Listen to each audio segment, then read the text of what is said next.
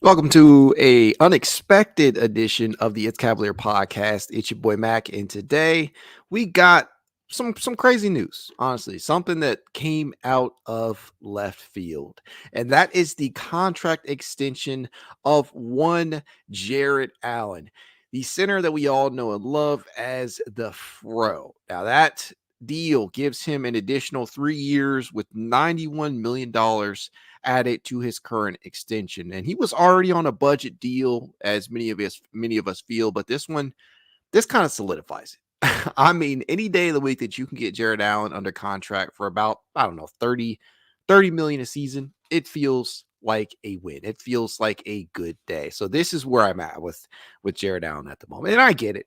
However you feel about him, whatever you feel about how tough he is or whether or not he should have played in last postseason, down the stretch, it is what it is. But to get Jarrett Allen under contract for this type of deal, it just feels good. It feels like a win-win.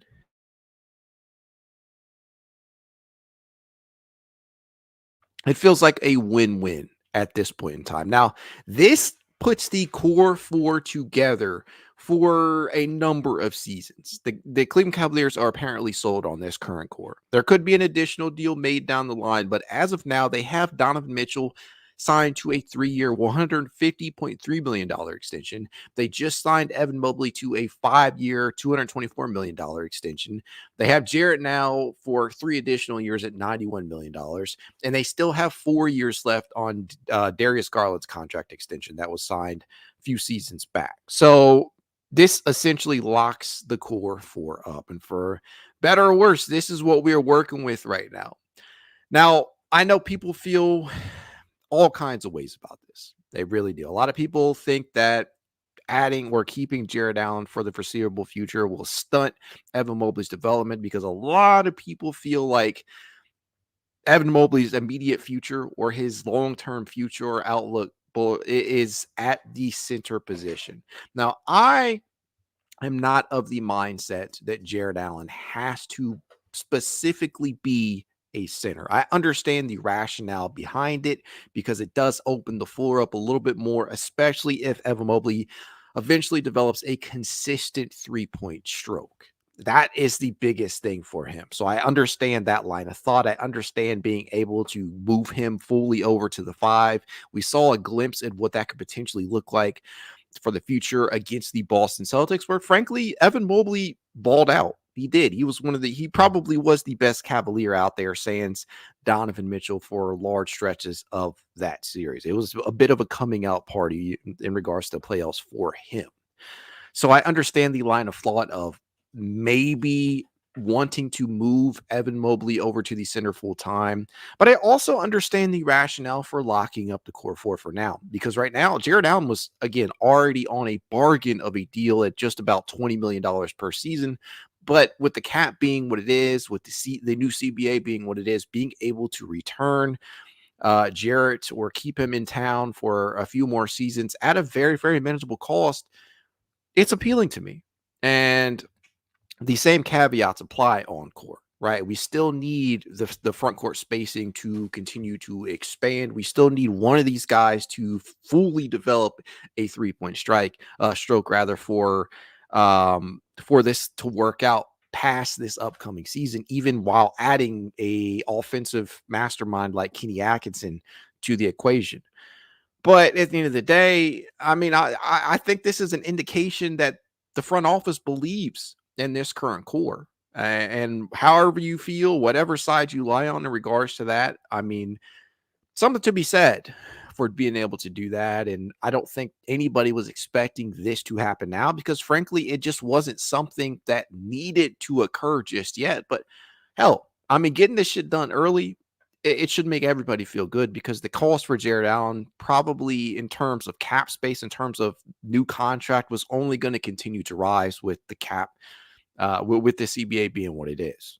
So it's just kind of how it works. It's a good deal to get him on. Let's take a look at how people are feeling in the chat. Alejandro says, let's fucking go. Yeah, that's exactly how I feel. Andrew, aka Skunsky, says, guess Darius Garland is the one who needs to go. This core four won't work.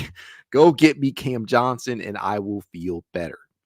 To each their own. I don't necessarily feel like that. I would love to see what Kenny Atkinson can get out of this group. I do definitely feel like it's going to be a completely different type of offense with Kenny Atkinson in charge.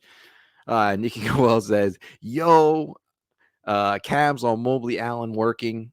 Eric says Altman signs Allen and Mobley to max contracts, which further handicaps the team over the salary cap forever. They have no draft picks or money to add anything to help this team. They've added zero. Well, conversely says they added Tyson. That is true. And here's the thing. Here's the thing in regards to that. It's not as if the Cavaliers can't move one of these core four pieces later on down the line, but getting them on a deal now or further extending them, that might actually increase their value moving, towards the future. Because for one, teams are not going to want to pony up a lot for guys who are on a expiring contract or only have 1 to 2 seasons left on their contract. Adding a few more years to a player's contract, especially a Jarrett Allen, honestly makes them a little bit more appealing because they'll be under team control. So if the Cavaliers do decide, hey, you know what, we want to pivot from Jarrett Allen, we do want to move Evan Mobley over to the center full time because we like what we have seen, we like the progress that he's made. If they decide to go that route, Jarrett Allen's contract is probably going to be more appealing to teams because they'll have more team control. And that's a selling point right there. So for anybody feeling like, oh man, they shouldn't have done this, or this was too early, or they've hamstrung themselves, this does open up a couple of things for them in the future to recoup some of the draft capital that was lost in the Donovan Mitchell trade. So don't fret about it too much. This was actually, it may seem like it's an overpay, or it may feel like this is too early to do something like this, but it makes a lot of sense when you're talking about the future. Nikki Goel says the growth of Mobley and Garland is everything. I completely agree. And I think you will see the best season yet from Evan Mobley. I do believe that Darius Garland will get back on track after an injury-riddled season under Kenny Atkinson. I think all things will be on the table. I think this offense is going to be completely revamped. You're going to see a uptick in pace. You're going to see an uptick in three-point attempts across the board for everybody. And I just think there's going to be more touches to go around for everybody because of that. And so I do believe in the long-term development of both of these guys, because per Kobe Altman's mouth himself, he said it. He said, look, we kind of got away from player development. We got away from player development under JB Bickerstaff, especially after the Donovan Mitchell acquisition. And I think that was really the key point, right? Is really the key point. After the Donovan Mitchell acquisition, you kind of pivoted from a standpoint of player development and taking the long-term approach in favor of winning more games. Makes sense to a degree, but at the same time, you want pillars like Evan Mobley and Darius Garland to continue to develop. And I think you will see that under Kenny Atkinson, who was able to get the best seasons yet under for guys like D'Angelo Russell and Karis LeVert, who was still a big-time favorite of his. Jarrett Allen had a pretty good season with them. The list goes on and on. Joe Harris, DeMarre Carroll, who is now on the coaching staff opposite Kenny Atkinson. A lot of different things should change under Kenny Atkinson. Dr. Claw 77, good to see you, man, says this is setting the Cavs up for the future. Either way it goes, couldn't agree more. Whether you agree with the deal or not, this is a move that actually makes a lot of sense, because you get guys under contract for longer, you increase their trade value, you make it more appealing, and you're kind of living and dying here by your decision making. Nikki Goel says, yeah, this move is cool because it doesn't affect their cap situation until 2 years from now. And like you said, more value in trading Allen down the road. That's exactly what I see this as. If you feel like Jarrett Allen and Evan Mobley do not work, at least take peace or feel better about the fact that if you decide to move him down the line, more teams will probably want to actually have him as part of their equation due to the fact that they'll be able to have him under contract for a longer term because he was going to be due for an extension sooner rather than later. And it makes a lot of sense for them to go ahead and just do it now and get him on another budget deal because frankly, that's what it is. You got him for pretty good value considering what he brings to the table. So I love it. Eric says, do you think Allen and Mobley are superstars? Why give max contracts to average players? These two aren't scoring 20 points a game, especially Mobley, who rarely scores 20. So here's the thing. Do I consider either a superstar right now? Absolutely not. But you do not have to be a superstar to earn a max contract extension. The Cavs were never not going to give Evan Mobley a rookie skill max. That's just it's the going rate for a player who's shown a ton of potential on the offensive end and has already given you a couple of top 5 defensive player of the year type of seasons. This was always going to be the case with him, and rightfully so. He has the potential to be a superstar in this league. Right now, that's how it goes. Do you consider Franz Wagner a superstar? I sure as hell don't, but he got the same type of money. It's just what happens. Do you consider Kate Cunningham that type of guy? I don't right now, but you're not just paying guys, especially guys coming off of rookie contracts. You're not just paying for them for what they've done. You're also paying them for what they could potentially become. Have to be cognizant of that, of the potential development that could take place for all of those guys. A little bit different for Jarrett Allen because Jarrett Allen was never really considered to be a superstar, but he is a star in his role. So I love it. I love the contract. I think it makes a lot of sense all the way around. There are definitely caveats to that. It's not something that necessarily I expected, but it's not something that I hate either. I think it makes a lot of sense. Andrew says, my problem is really they have no bench. Karis LeVert is inconsistent. Dean Wade is always injured. Jalen Tyson has potential, but he is a rookie. Who else is there? Porter and Merrill, not NBA player.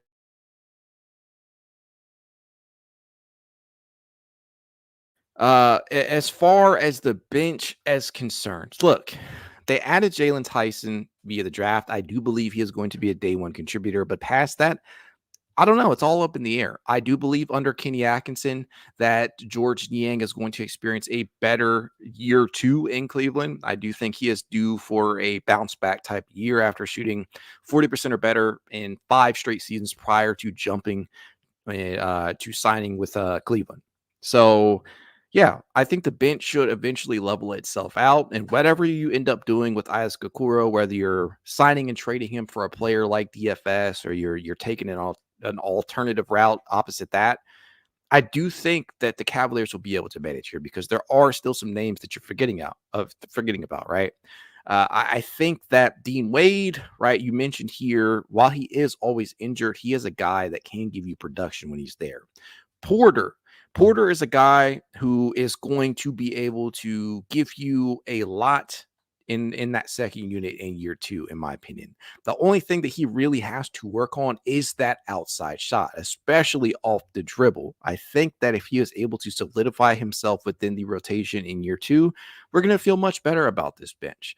Can't forget about Ty Jerome. That is a player who I think the entire fan base has, at some point or another, has forgotten that he actually signed a deal with Cleveland. I think that Ty Jerome, the size that he brings to the table, the shooting that he brings to the table, I think that that is actually something that could pay off for Cleveland this year, assuming that he is coming back healthy. He gives you size, he gives you shooting. He's a veteran at this point. I definitely feel like it's something that people are forgetting about his presence. Sam Merrill, we know he is a sharpshooter of the highest accord. JB at points refused to play him for one reason or another for long enough.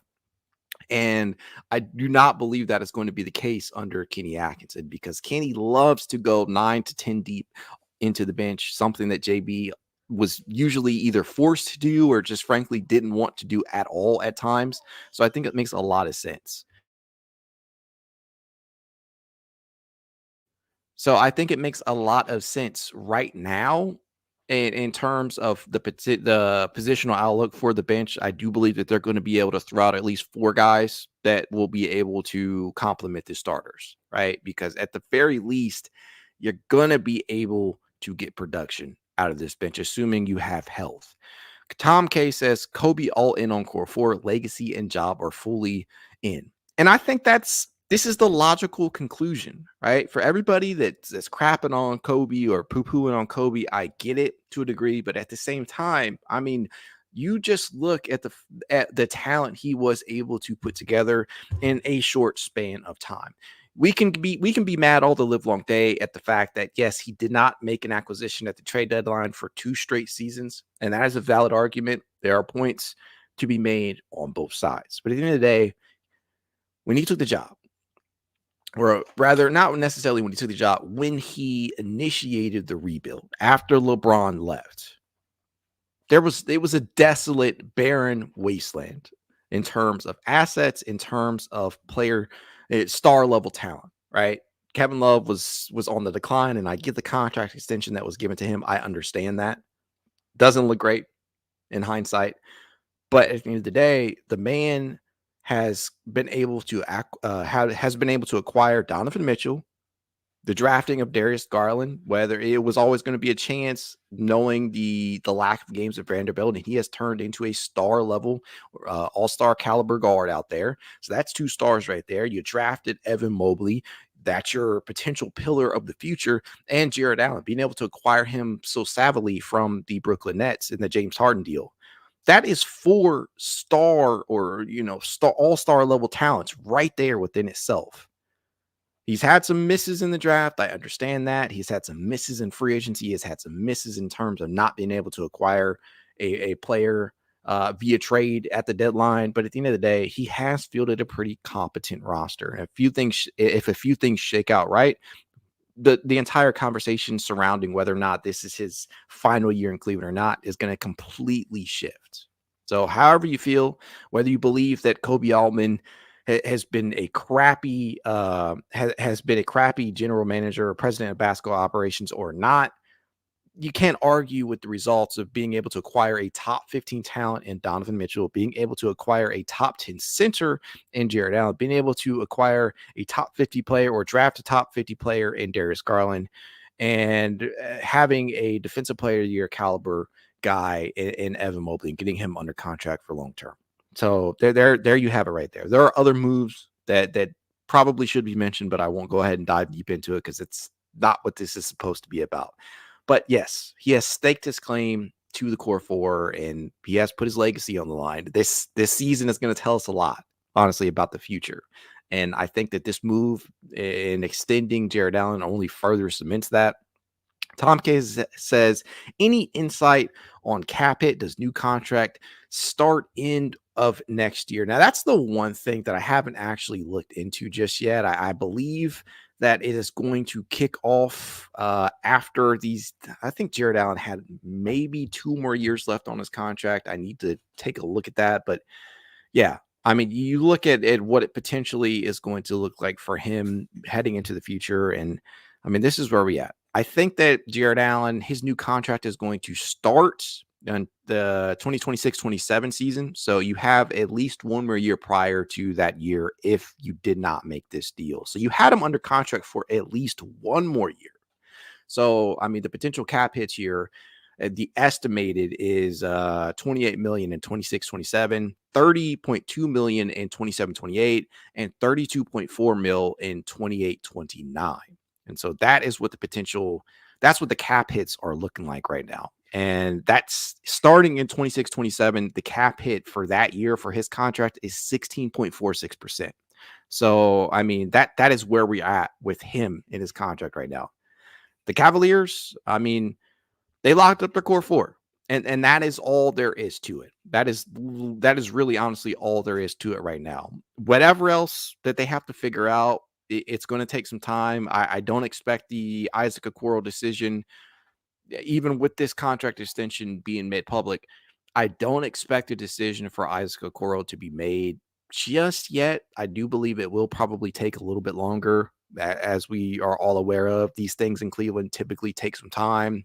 When you think about the Tristan Thompson contract extension or the Colin Sexton situation, I mean, there are a couple other examples, J.R. Smith.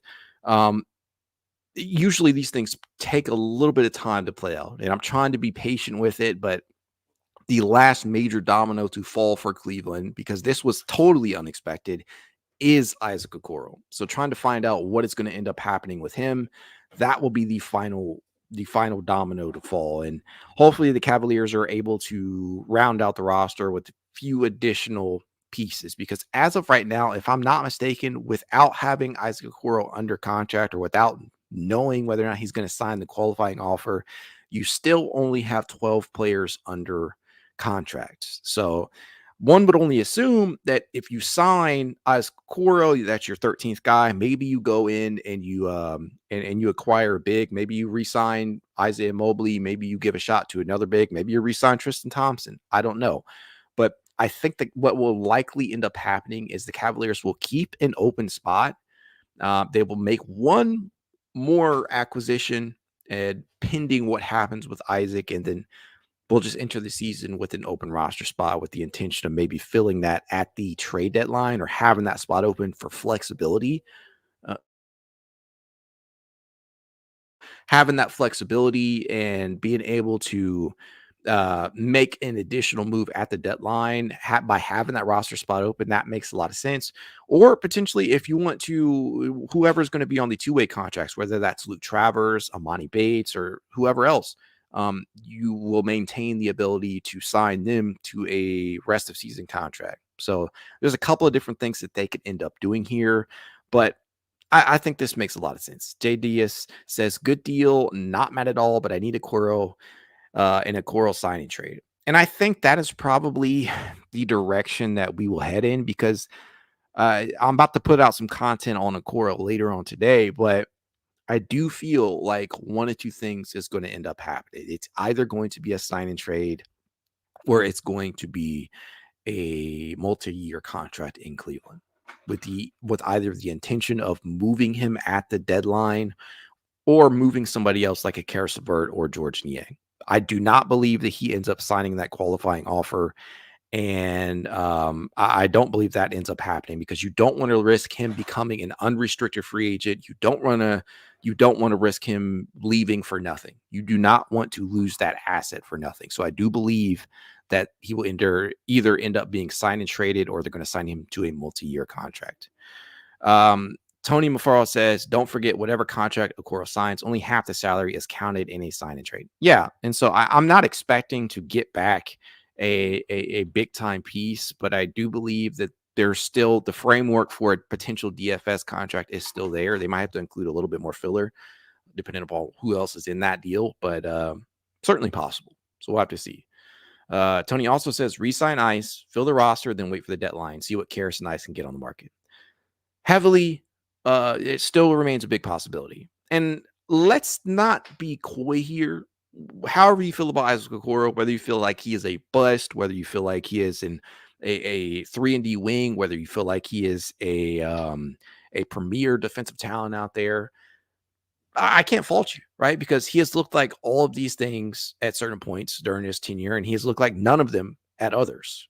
So I can't fault anybody for how they feel about Okoro, but I can say this. I do have some intrigue. I do have some interest in seeing what Isaac Okoro can look like in a much quicker paced offense with a head coach that actually emphasizes player development and ball movement. That to me still is a little intriguing, but it's completely dependent upon whether or not Okoro, what numbers he's coming back on, right? If he signs the qualifying offer, you can probably bet on him being moved. If he signs a multi-year extension, there's no guarantee that he is going to remain in Cleveland past 2024-25. There's no guarantee about anything. But at the end of the day, I do have a little bit of interest in seeing what he could look like under Kenny Atkinson. But time will tell. But again, that is the last major domino to fall. I'm happy about this Jarrett Allen contract extension, because in this one offseason, Kobe Altman has managed to re-sign a top 15 talent, top 12 talent, even probably in Donovan Mitchell. You have been able to sign Evan Mobley to a contract extension, keeping him in town long term. And now you have re-upped Jarrett Allen. You still have Darius Garland on under contract for the next 4 seasons, and so you have essentially locked in your core four, and that is what Kobe Albin is staking his claim to. That is what he is betting on, and that is the internal growth of this core four, the internal growth and development of this team in general, and he's hoping to God that it's going to pay off, and I can't help but believe that it will. Make no mistake, I still want to see something done. I still want to see an additional move made. I still want to see a resolution to this whole Isaac Okoro saga. But at the end of the day, there are far worse positions to be in. And the Cavaliers are not in a corner where they can't pivot eventually if they want to move up off of Jarrett Allen, or they want to essentially move Darius Garland later on down the line, or they want to explore something else, right? But at the end of the day, it feels good having your core locked in. And this feels like a good place to leave it at. As I always tell you guys, if you'd like to reach out to me, you know how you can. It's Cavalier_pod on Twitter, TikTok, Instagram, YouTube, and more. If you want to be added to the It's Cavalier Discord chat, you know what to do. Leave a rating, leave a review, send a screenshot of said review to itscavalier53@gmail.com, and I will send you an invite. Do me a favor, click that thumbs up button on YouTube if you're watching via YouTube, because you never know how much you help a brother out with the algorithm and whatnot. Make sure to drop a comment below, letting me know how you feel about the contract extension, and try to have a good day. Go Cavs.